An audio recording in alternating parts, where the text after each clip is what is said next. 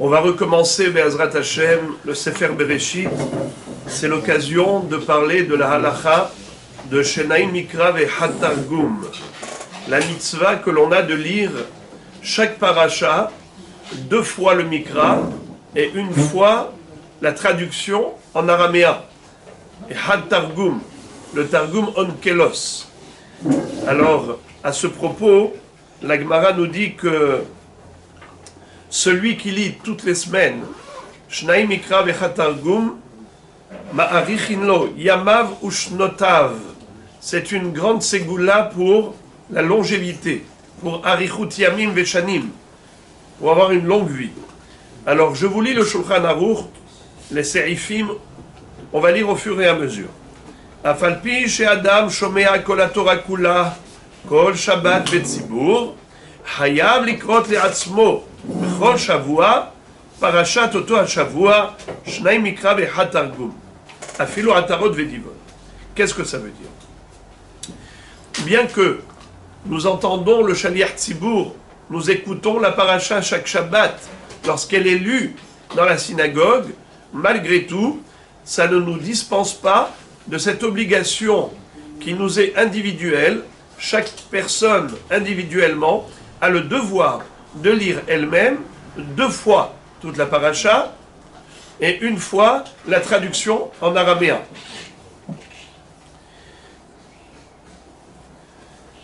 Le Shulchan Aruch continue de dire que Im lamad ha-parasha befirush Rashi hashuv kemo targum ve'yireh shamayim mikra targum ve'gam pirush Rashi.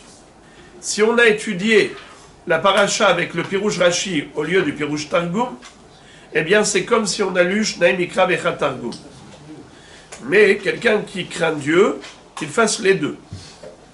Qu'il lise 2 fois toute la paracha, 1 fois la traduction en araméen et 1 fois l'explication de Rashi.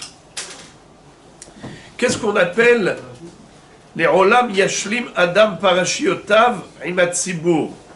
Parce que je vous ai dit que la Gemara nous promet la longévité pour ce grand mérite, cette grande mitzvah. Mais je n'ai pas lu le début de la phrase. La Gemara nous dit comme ça: les Olam Yashlim Adam Parashiotav Imatzibur. Ça veut dire la paracha que tu vas lire toi Shnaim Mikra ve'Hatargum, il faut que ce soit en parallèle du Tzibour. Qu'est-ce que ça veut dire en parallèle du Tzibour? Ça veut dire en parallèle de la paracha de la semaine, qui est lue le Shabbat Betzibour, en public. Donc il faut lire Shnaim Mikra ve'Hatargum chaque semaine respectivement. Pas la semaine d'avant, pas la semaine d'après. Le Shulchan Aruch continue et dit que Miyom Rishon Hashuv Aimat Tzibur. Depuis le dimanche, c'est déjà considéré comme étant dans la paracha suivante. Shabbat prochain, on va lire parachat Noah. Eh bien, dès dimanche, c'est déjà considéré comme étant le temps propice à la lecture de Shnaim Mikra ve'Hatargum. D'ailleurs, il y en a qui le font comme ça. C'est que chaque jour, après la tfila, le matin ou l'après-midi, ils lisent une montée. Ils font tout le Rishon 2 fois, ils lisent le Targum 1 fois, et ils étudient dans la mesure du possible le Rashi sur ce Rishon. Il y a Chok l'Israël, il y a la Mishnah. Chok l'Israël, c'est réparti un peu différemment. C'est pas réparti comme ça, Rishon, Sheni, Shlishi. Pas tous. Regardez là-bas, le Yom Shishi, il est beaucoup plus long. Ah oui, c'est ça, bon. Oui, ça veut dire que c'est pas réparti de cette manière, Rishon, Sheni. C'est des passages choisis. C'est des morceaux. Alors que là, il y en a qui font, pour se faciliter la tâche, Rishon, Sheni, Shlishi, Revi'i, Hamishi chaque jour.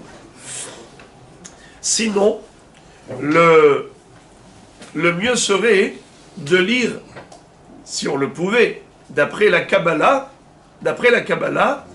c'est lire toute la paracha en 1 fois. Chaque pasouk le lire 2 fois et le Targum 1 fois. Le Chazon Ish, on dit qu'il lisait comme ça. Il lit le pasouk en hébreu, il lit immédiatement la traduction en araméen et il relit le pasouk en hébreu. Pourquoi? C'est logique. On lit le texte, on lit la traduction, Targum, et on relit le texte pour voir comment on a compris. Mais on pratique toutes les Tehilot, ils font 2 fois le passouk et une fois le Targum. C'est ça. En général, c'est comme ça qu'on fait. 2 fois le pasouk et une fois le Targum, et c'est comme ça qu'on lit pendant toute la paracha. Sinon, il y en a qui lisent parashiot. Qu'est-ce que c'est parashiot? Vous avez vu que dans le Sefer Torah, il y a parfois, on saute à la ligne suivante, et parfois dans la même ligne, il y a un intervalle de 9 lettres, et on continue. Il y a une paracha qui s'appelle Petuha, il y a une paracha qui s'appelle Setuma. Eh bien, le Gaon de Vilna, il lisait comme ça, des sujets. On lit 2 fois en hébreu tout le sujet, un sujet, Stuma Uptuha, on l'a lu 2 fois, et ensuite on lit le Targum sur ce sujet. Enfin, comme j'ai dit, Rishon, Sheni, Shlishi, Revi'i, c'est plutôt des passages, des sujets. Donc, d'une manière ou d'une autre, il faut s'organiser pour lire avant Shabbat. Comme dit le Shulchan Aruch, mitzvah min hamuvhar, la meilleure façon d'accomplir cette mitzvah, sheyashlim ota kodem sheyochal beshabbat, de terminer la lecture avant le repas du vendredi soir. Ça veut dire que le vendredi après-midi, il a déjà tout terminé. Veimlo ishlim kodem achila, yashlim achar achila. S'il n'a pas terminé sa lecture le vendredi soir avant le repas, eh bien il peut lire après le repas. Veyesh omrim, yashlim achar achila ad mincha. Il a le temps de lire soit après le repas tout de suite, soit le lendemain, jusqu'à mincha de Shabbat. Veyesh omrim ad revi'i be Shabbat. Il y a ceux qui disent que si tu l'as pas fait jusqu'à cette limite, tu as encore un autre délai, c'est jusqu'à mardi soir, avant le Yom Revi'i, puisqu'on sait que dimanche, lundi et mardi, ce sont des jours qui sont relatifs au Shabbat précédent. Mercredi, jeudi et vendredi, c'est déjà des jours qui sont liés au Shabbat suivant. Alors si tu n'as pas terminé Shnai Mikra Vechat Targum, le Shabbat, alors fais-le jusqu'à maximum mardi. Veyesh omrim, ad shemini atzeret, dehainu besimchat Torah, she'az mashlimim atzibur. Et si quelqu'un qui par un cas de force majeure n'a pas pu terminer sa paracha en temps et en heure, il y a du rattrapage possible jusqu'à Simchat Torah. À ce moment-là, on termine complètement la Torah. Quand on dit traduction en araméen, personnellement, je ne comprends pas l'araméen. Je peux le dire en français ou ça? Excellent. Traduction, c'est vrai que l'araméen, pourquoi l'araméen? À l'époque, on parlait l'araméen, donc de nos jours où on parle autre langue, on aurait pu imaginer traduction en d'autres langues. Mais l'araméen a une kedusha. C'est-à-dire que, au-delà du fait que c'est une traduction, mais c'est une langue qui a une certaine sainteté. Donc c'est important de le lire en araméen, mais évidemment que la meilleure façon, c'est de lire aussi en français pour comprendre ce qu'on dit. Je vais terminer avec la dernière halakha à ce propos. Yachol ikrot parasha shnai mikra vechad targum beshaat kriyat haTorah. Alors, écouter le Shaliach Tzibour, c'est juste une audition, ce n'est pas suffisant pour s'acquitter du devoir de lire 2 fois. On ne peut pas dire je vais écouter une fois et je vais lire une fois. Par contre, si on lit en même temps que le Shaliach Tzibour, ça peut compter comme une lecture. On lit parallèlement, simultanément. Et parfois, on a un Shaliach Tzibour qui lit et qui chante longtemps. Donc, un pasouk qui lit en chantant, ça nous permet de lire, nous, déjà, 5 fois le même pasouk. Non, je m'amuse. Alors, on nous dit que on peut lire 2 fois. Pendant que lui chante, on a le droit de faire 2 fois le pasouk. Tu dois lire 2 fois? Eh bien, tu as eu le temps de lire 2 fois le pasouk pendant que lui a chanté une fois le passage.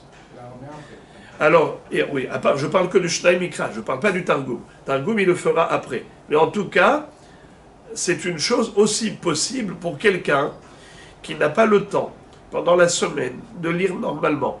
Alors on lui donne ici les cas extrêmes, les possibilités extrêmes, lorsqu'il n'a pas pu le faire autrement. C'est aussi une possibilité. Oui. Où Chachamim ont appris cette mitzvah dans la Torah? D'où Chachamim ont appris cette mitzvah de la Torah. Parce que pour intégrer le limoud, c'est comme ça que ça se passe. On a besoin de lire une fois, comme j'ai dit tout à l'heure. Une fois, c'est une première lecture, c'est superficiel. Le sujet est complètement étranger. Donc on n'arrive pas à l'intégrer par une première lecture. Ensuite, donc une fois qu'on l'a lu, maintenant il faut comprendre le contenu. Et après, quand on lit une deuxième fois, on a vraiment intériorisé la Torah. Donc la Torah, c'est une source de vie. Donc le minimum du limoud, c'est de cette manière. C'est lire, expliquer et comprendre. Donc c'est ça ce qui fait qu'on va intégrer la Torah. C'est pour ça que celui qui lit 2 fois la Torah avec la traduction, eh bien, il s'est branché sur le réseau de vie. Ma'arichinlo, Yamav Ushnotav, car la Torah est source de vie, puisqu'elle nous relie à Dieu, qui est Mekor Haïm. 3 fois, c'est une chazaka. Quand on lit 2 fois, et éventuellement la traduction, en présence de son épouse, est-ce qu'elle est acquittée? Alors, les femmes n'ont pas l'obligation de Shnai Mikra Vechatargum. Cette obligation ne concerne que les hommes. La femme n'a aucune obligation, puisqu'elle n'a pas l'obligation d'étudier la Torah.